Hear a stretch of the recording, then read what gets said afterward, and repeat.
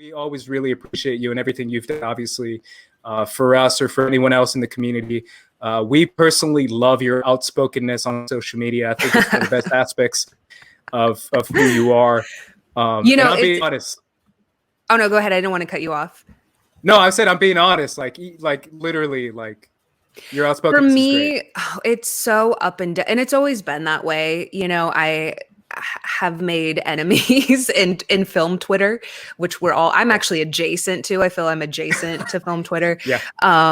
Because I refuse to be fully in it. And but then I noted, like I tweeted something about how POC writers shouldn't feel like they need to, all their stories have to be rooted in trauma. I feel like, stories that I have told have been, have dealt with trauma, but I think that we should be allowed the permission to do lighthearted stories and stories about just like a group of friends, like Stranger Things or Seinfeld. Like we should be allowed to do that too.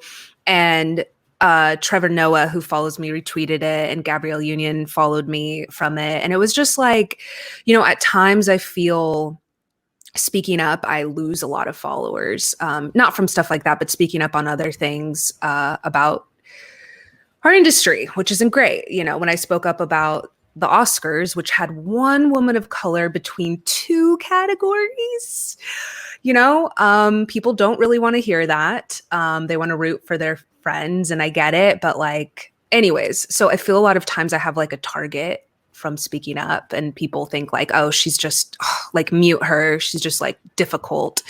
But then you see people like that, or Roy Wood Jr., who's producing the show that I created, and you see people that actually do care. So it's hard for me to let go of the people who don't care. Like it's something I'm working on with my therapist, because I'm like, there's like this set of directors, and they're not people of color, and but they're gatekeepers. And I wish that they cared about the stuff I was saying, and they don't. But I'm like, there's these other people that do clearly care, and can that just be enough for me that they care? So, yeah, obviously it's a difficult thing to handle, but we want to let you know that we very much support you and retweet everything you can. So no, literally, like what you do, using your voice and using your platform, I feel like is, for one, like just overall like responsible, and for two, just I think honestly it's just changing the world and the way people are looking at a lot of these perspectives. And, I greatly appreciate it. Who does is, who I think we all follow, is Matthew Cherry. And he he's an Academy Award winner, and he has no problem. Another person is Peter Ramsey, who, did Into the Spider-Verse. And they actively will say, are we allowed to cuss on here? Yes. Yeah. They actively talk shit, like openly, like, okay, so we're doing this shit. This is like about projects or something. I'm like, okay, this makes me feel good, because they are so secure in their own work and the fact that they're going to continue to work, that they're okay calling out things in their industry. And so I am hopefully going to continue to do that, and also writing dumb jokes about Vegeta as I do. Yes, yes, which is perfect, because that's exactly what we need. No, obviously, this is something that I've always made like my biggest thing. Especially, I've tweeted about it. Obviously, I don't have as much response, but especially the report that came out, I believe last year, with Latin American actors and protagonists. The fact that there's the biggest minority group that watches movies is Latinos. And the fact that I believe they said 2% are protagonists.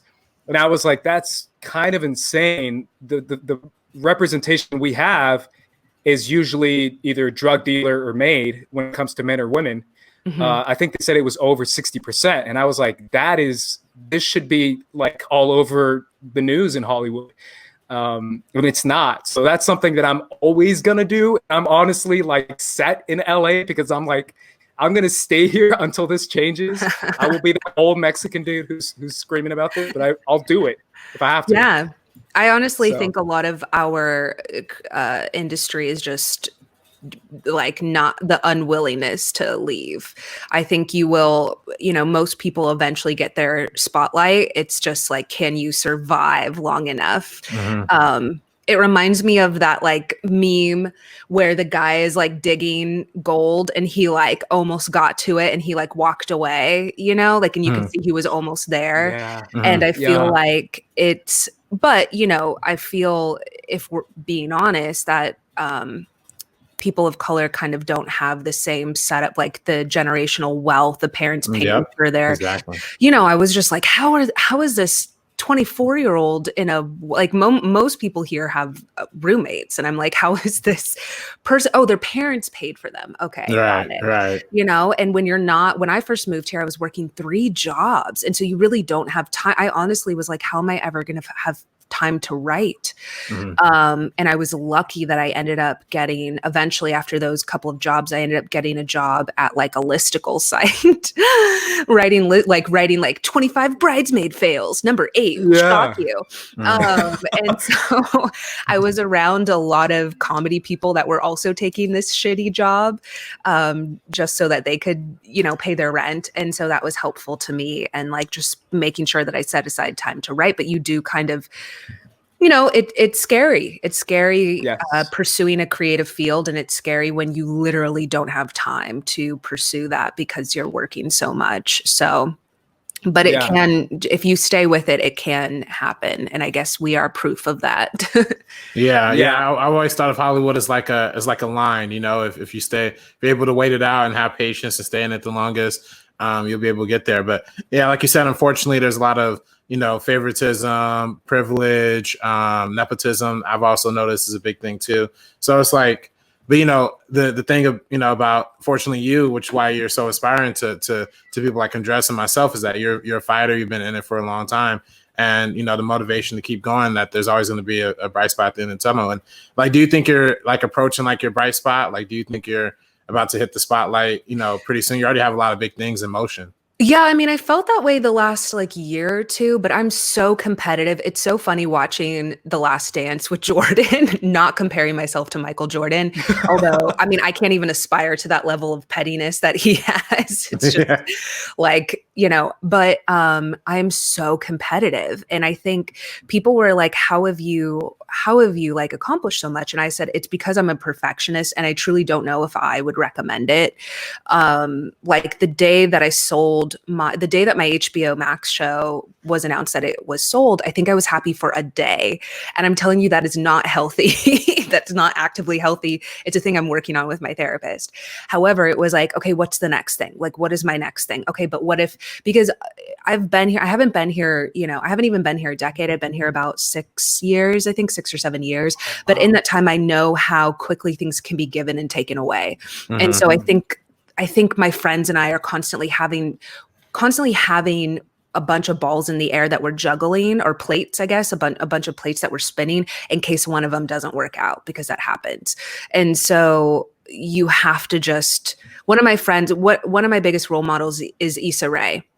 You know, she opened the door for people like me, for people like Rami, for people who are creators to star in their own shows about their lives, you know, or the stories that they want to tell. And they're not necessarily quote unquote bankable. They're not Chris Evans. They're not like already an established star where it's like, oh, we can open a film with Robert Downey Jr. or whatever, you know, because we know that he is already a big name. You know, they're taking a chance on people that aren't. Granted, she had a following from Awkward Black Girl, but like she's opened the door for me. And somebody told me about her, a director I was talking to told me, Issa is someone who, when a project doesn't work out, she just moves on. And so I guess it's not taking failure personally, which is very difficult, but just kind of like having a billion things that you're, you know, writing or doing, just so that if one doesn't work out, you're like, okay, well, I have this other thing then to offer to you. Because unfortunately, what a lot of people don't like to hear or be reminded of is we have chosen to be in one of the most competitive industries. We chose that.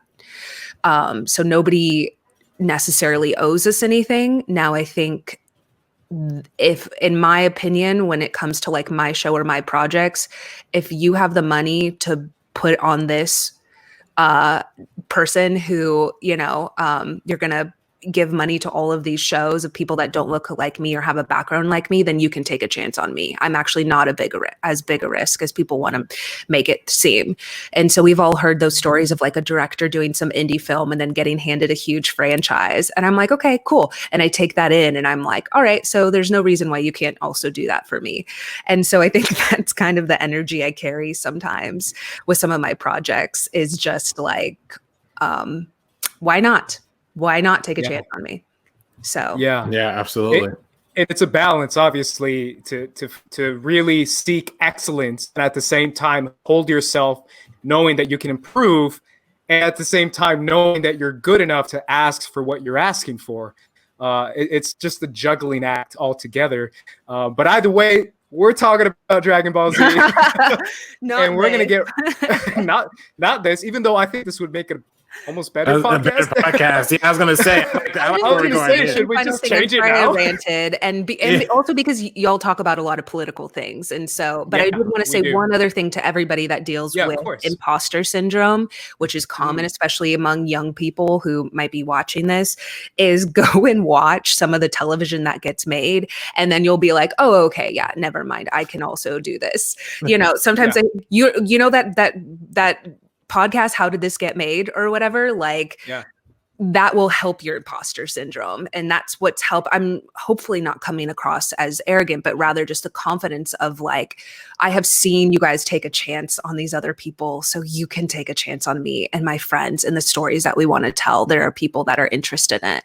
And so that is my advice for people, is go and watch some of those bad shows or movies. And you're like, oh, okay, that makes me feel better. My script is, is worth buying. Yeah.